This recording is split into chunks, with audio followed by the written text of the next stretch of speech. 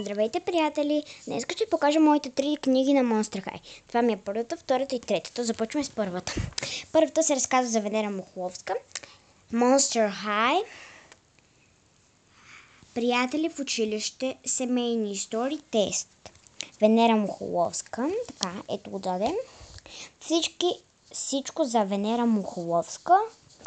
И тази книга струва 2,99. 3 лева. Така. Венера Мухоловска, това е моето растение на име Джулиан. Той е Мухоловка, както казах, вижте на 3-та и 2 страница. Здравей, аз съм Венера Мухоловска. В тази книга ще научиш всичко за мен. Така, тук се разказва за Венера. Това са нейните приятелки. Аби, приятели и приятелки. Аби, Дробека, Оперета, Франки, Гил и Лагуна. Гил се познава много малко, така пишем поне. Така, ето това са 2 и 3 страница.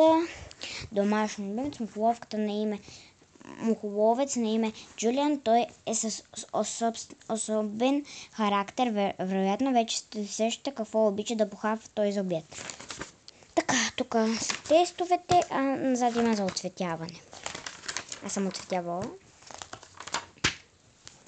Така, добре, започваме Спектра. Тя пък ми е най-любимата. Добре. Това е моето домашно любимец на име Руен и е вид дух катерица. Здравейте, моето име е Спектър Wonder Guys. Обикновено аз съм предавам клюките за другите, но сега вие ще научите всичко за мен. Така, тук пише за Спектра. Това са нейните най-добри приятели. Това е за Гулия само. Гулия е най-добра приятелка и всичко е споделял с нея. Това се разказва нейната катеричка. Това е тестът и насам има за оцветяване. Тук съм направил дуски крем. И това са стикерите. Така, следващото е за Клео и Джус. Започваме с Клео. Така. Здравей, името ми е Клео Денил, а титлата е Египетска принцеса. Така, тук трябва да направите тика и да осветите нейното.